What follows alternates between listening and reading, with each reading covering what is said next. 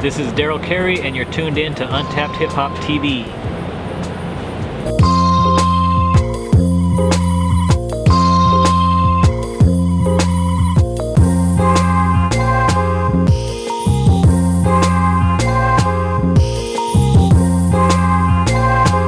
I'm Poet U.B. It's an acronym for Urban Butterfly, and I'm a poet, I'm a writer, I'm an author.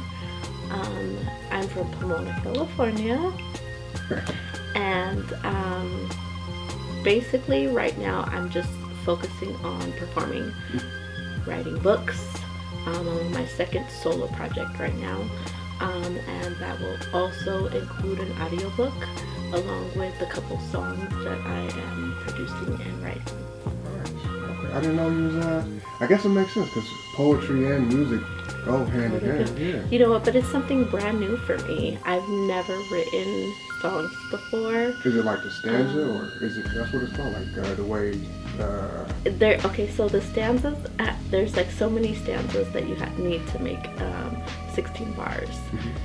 So it's all brand new for me because I have to go along with the beat. It's not just to my own, it's not just how I hear it in my head. You know, I have to actually follow somebody else's, and I'm writing music for somebody else. Oh, okay. So I'm not performing it myself. Oh, so that's, I think, the hard part for me right now. That's the challenge for me. Writing poetry, I was 13 and I had lost my older cousin to cancer. And basically that was, I stood to myself a lot, so that was basically like my little outlet. I just kind of used that just to get through, work through all of my own issues. But so since I was 13, I started writing poetry. I did start a little darker, yes. And I don't think I had written poetry, maybe for school or something like that, but before I really hadn't tapped into writing. And once all of that happened, for whatever reason, I don't know, I just started writing out my feelings, and then I just started rhyming, and then so I started learning more about poetry, and then so I just really enjoyed it, and that's basically where I started. It was definitely a rush because I was able to, I felt like all of my emotions just poured out through the pen. So everything that I was harboring inside, all of my negative feelings and sadness and anger and confusion and all of that, I feel like I was able to release a lot of it once I was able to write and get it out on paper the way that I wanted it to express. And so it was very overwhelming, but very very gratifying as well. I can imagine how fulfilling something like that, especially when you bottle things up and then you have this outlet and you can just let it all out. It was amazing. That's cool. I think I'm addicted to that feeling because now whenever I'm in a space where maybe I can't necessarily express myself at that moment, I know I can write, and then it's just a release for me. I would actually have to say just a situation that I was in. I wanted to share my story because I really kept a lot bottled in, and it kind of reminded me of the time when I just started writing and I had everything bottled in, and finally I was able to write. But with this particular situation, I think because it was it affected a lot of people in my immediate circle, so I just felt that, not necessarily that I owed them some kind of explanation, but I just wanted to share with them what I had gone through and how I overcame it. And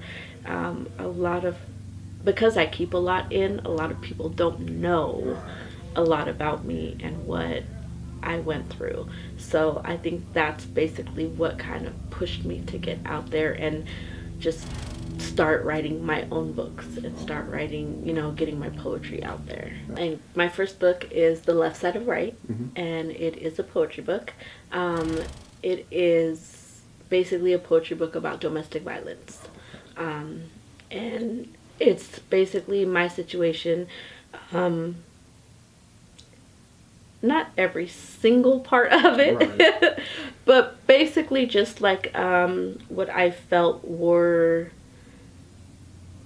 the main things that affected me the most. And so I basically explain a little bit of the situation, and then I write the poem to basically express to you my feelings going through that particular situation. Right. And by the end of the book, you finally understand how I overcame and got out of that situation. That's really cool. It's a beautiful thing. It's like, because a lot of people, they don't, I'm not familiar with your situation, but from the title of the book and what you told me it was about, a lot of people, they don't get out of it. And, You're right.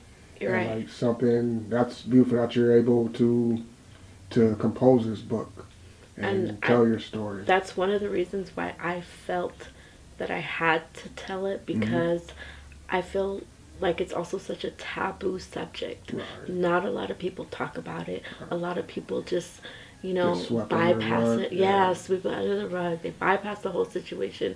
They might acknowledge it a little bit and like, yes, we need to support it, and move right on. I always kind of have that blind eye towards it, like, because I feel like it's an awkwardness around it, where people don't want to get involved in something that's not, affecting them directly. Yeah. Right, and I agree. My take on it, though, was that if we don't talk about it, people that are in the situation don't know that there's a solution. They don't know there's a way out. They don't know that there's better. I heard something before, like, if I knew better, I would do better. And being in that situation, sometimes you kind of feel trapped. Sometimes you don't feel like there is a way out.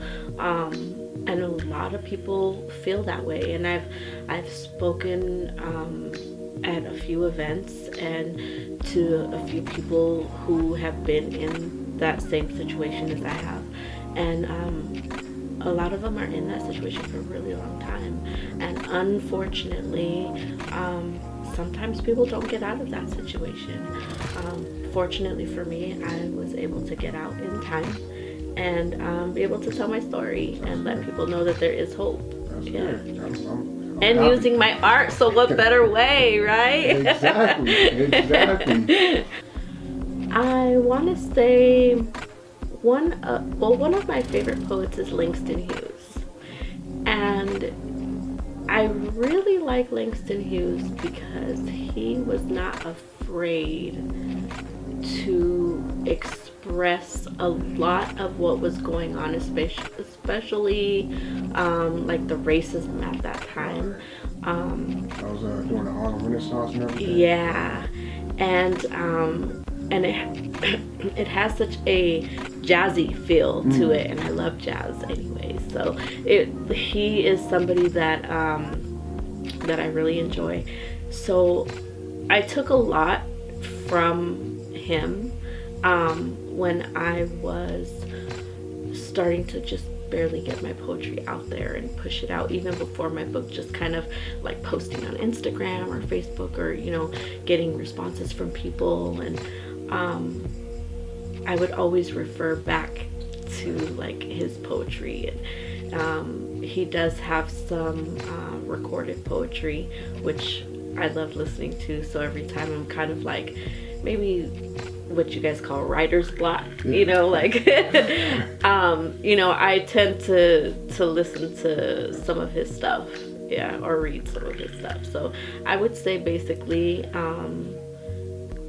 Langston Hughes would probably be my biggest influence. A lot of times it doesn't have to even be, something so intense, or it's just something that you can relate with. And if you can relate with it, then you like it and you want to learn more about it, and you want, and that's what I think I've been trying to do as well, is not just write about one subject, because sometimes I kind of get stuck in one subject. And exactly. And so I'll listen to different music, even music that I probably wouldn't listen to on the normal, I'm jazz, neo soul, hip hop. That's my music. So I try to go outside of that box a little bit, and try to be influenced a little bit more. So this way I can just expand and write a little bit differently. My friends at Dim Lights, they were so amazing. That was the very first time that I actually performed a piece. What was that feeling like? I was nervous. I have butterflies. I felt like I wanted to cry and throw up all at the same time. But after I performed my piece, it was an amazing feeling. Like, it's very hard for me to even explain, and I'm full of words. But it was just so amazing. It was so overwhelming, but so exciting, and so I don't know, it's so hard. Finally I conquered something that I was so scared of. I was so scared of performing in front of people. I didn't know how they were going to accept it, because everything that I've written before that day was all personal.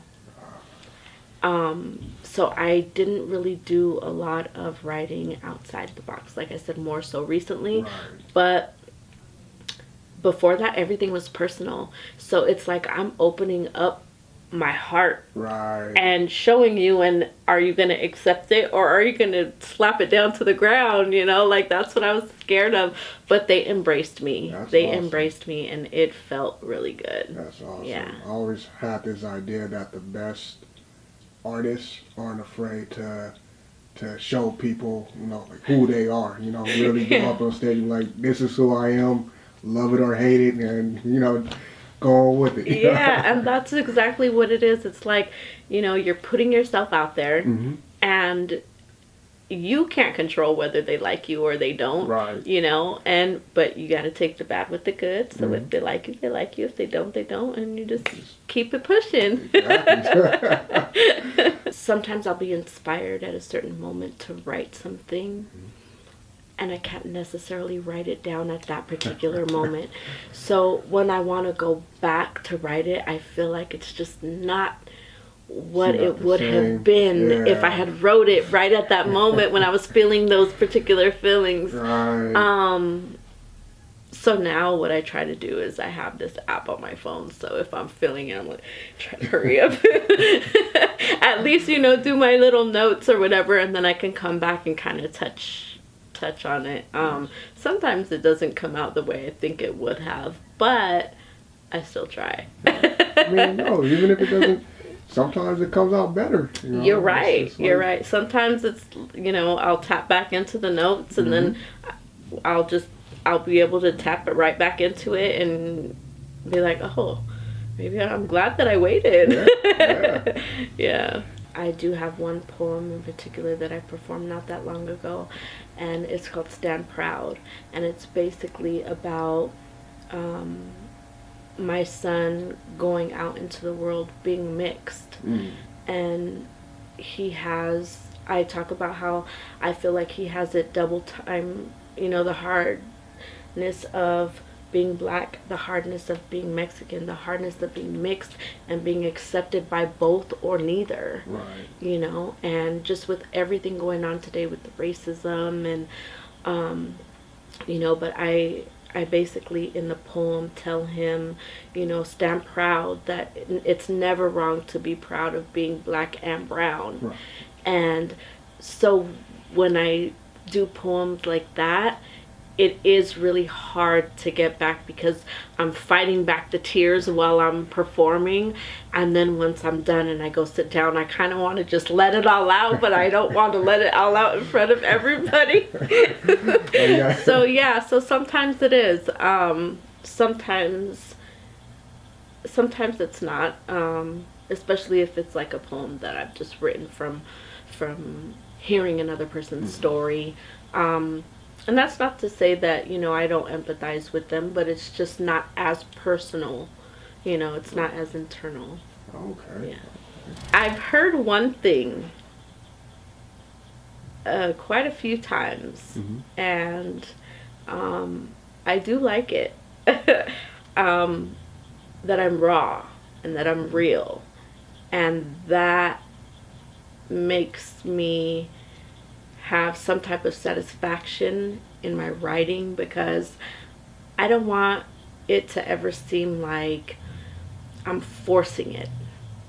I want it to be a real feeling. I want you to feel it as I'm speaking it to you. I want you to understand what I was feeling at that moment. So for somebody to say that and understand that when they say that they feel every emotion that I'm speaking as I'm performing, or even afterwards, after they think about it, So that's something that I like. My own tagline is "She's dope." Poet U.B. She's dope. And that's just something that I use to motivate myself. But that's how much though. That's something that I two like words could say a lot. Well. Man. Don't be afraid about what anybody thinks about your work. Just be creative and go outside the box, and don't stay in the norm. Don't, just, for me, that's all. I've never been that. As a little girl, yes, I grew up and you have to follow the rules and do this and do that, but I've always been one to voice my opinion, and it hasn't always been the easiest road to take. But I feel like I'm a way better person because of it. And I would give them advice to, do their own thing. Don't follow everybody else, and just stay creative. Stay creating. Don't lose your passion. Yeah. I think I've just been able to internalize a lot more as far as like what's going on in society. Before, when I wrote, I think I was just kind of in a bubble. When I barely started writing, I wasn't exposed to a lot. Growing up, I was pretty sheltered. I wasn't allowed to do a lot of stuff, with my friends and stuff. So it was getting out in the world and learning a lot quickly, being naive, falling for a lot of stuff I probably shouldn't have. But you learn a lot. And I think all of my life experiences have basically helped my writing evolve, because now I'm able to write about anything, whereas before my subjects were very, very limited. I think that's basically how I've evolved, just being able to be in the world and experience things. Poet U.B. I'm on Instagram, I'm on Facebook, both under Poet U.B. I have my own website, poetub.com. I have a new project coming out called Colorblind Soul, and so we have a website up, colorblindsoul.com, and it's colorblind with a K, colorblindsoul.com. So you guys can sign up for emails, events. This way, when my book does come out, you guys will get first notifications about everything. And this book I feel like this book is gonna be big. It is a book basically about the transgressions that you go through when you're dealing with racism, and how I feel that love is the only miracle that is going to be able to allow us to have some kind of understanding and unity. If just we have to learn to accept each other and embrace each other and celebrate each other's diversity. And that's what the whole book is about. She looks at her reflection, but her sense of direction is misguided by her lack of confidence. Mistreated by love, needs nurturing, her soul neglected. But before she can be rejected, she hides. Self-pity swallows her whole, allowing more obstacles to block her goals. She took one more look, and that's all it took, to catch a glimpse of the passion that burns, of the artistic soul that yearns for fulfillment not in a physical form. She now stands in the eye of the storm, waiting for change to be lifted from here. It's all up to you. Change is here, my dear.